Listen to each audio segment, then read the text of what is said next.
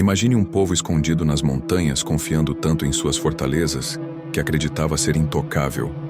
Um povo que zombava da queda de seus irmãos, que assistia de camarote enquanto Jerusalém era saqueada e destruída. Esse povo era Edom. E no meio desse cenário sombrio, surge um homem. Um profeta quase esquecido, mas com uma mensagem forte e afiada que corta como espada. O nome dele era Obadias. Você provavelmente nunca ouviu uma pregação inteira só sobre Obadias. E isso é compreensível. O livro dele é o menor do Antigo Testamento, com apenas 21 versículos. Mas o que falta em tamanho sobra em peso. A mensagem de Obadias é urgente, direta, profética. Ele não fala com rodeios.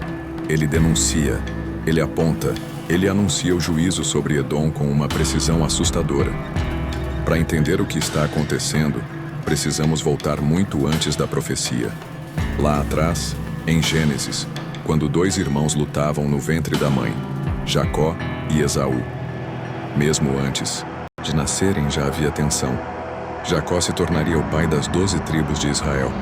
Esaú, o ancestral dos Edomitas. A rivalidade que começou entre dois irmãos cresceu e virou uma ferida aberta entre duas nações. Durante séculos, Israel e Edom viveram em guerra, traição e desconfiança. E o ressentimento de Edom foi se tornando cada vez mais profundo, até chegar ao ponto de não apenas se alegrar com a desgraça de Israel, mas de aproveitar dela. Quando Jerusalém foi atacada, muito provavelmente pelos babilônios, Edom teve a chance de se mostrar irmão. Mas fez o oposto. Obadias descreve o que Edom fez com uma clareza desconcertante. Ficou parado vendo tudo acontecer. Riu. Zombou. Entrou na cidade destruída e saqueou os bens que sobraram. E como se isso já não fosse suficiente, capturou os sobreviventes que tentavam escapar e os entregou ao inimigo. É aí que entra a voz de Obadias. Ele se levanta como um juiz no meio do caos e diz: "O dia do Senhor está próximo para todas as nações." E começa a descrever, com detalhes, como Edom será humilhado. Você que mora nas fendas das rochas, que se acha alto como uma águia, será derrubado.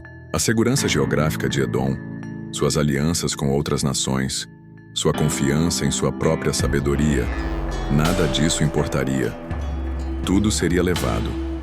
Tudo desabaria. Mas a profecia de Obadias não é só contra Edom. Ela é um espelho para todos os que se comportam da mesma forma. Ela fala com qualquer pessoa, nação ou sistema que se levanta em orgulho, que se aproveita da queda dos outros, que confia demais em sua própria força. Obadias nos lembra que o juízo não é aleatório, ele é proporcional. Ele diz: "Como você fez, assim será feito com você." Uma justiça perfeita, sem exagero, sem omissão. E enquanto Edom cai, uma outra realidade começa a se formar. Sião será restaurada. O povo de Deus voltará a ocupar sua terra. E mais do que isso, o reino será do Senhor. Essa é a grande virada no final do livro.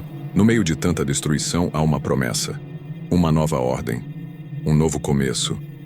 Não se trata apenas de condenar Edom, mas de mostrar que Deus está sim no controle da história. Ele vê, ele responde, e ele restaura. Obadias pode ser um livro curto, mas carrega uma mensagem que atravessa séculos. Fala sobre orgulho, justiça, traição e restauração. Fala sobre como Deus lida com os que se aproveitam da dor alheia. E principalmente fala sobre como ele nunca abandona os seus, mesmo quando tudo parece perdido. Quando lemos Obadias, não estamos só lendo um relato antigo. Estamos lendo um alerta, uma advertência, mas também uma esperança. Se você chegou até aqui, é porque essa mensagem te chamou a atenção. Então agora é a sua vez.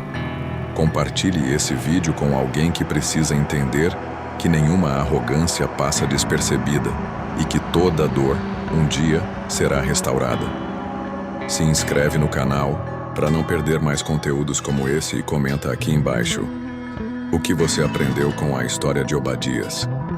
Nos vemos no próximo vídeo.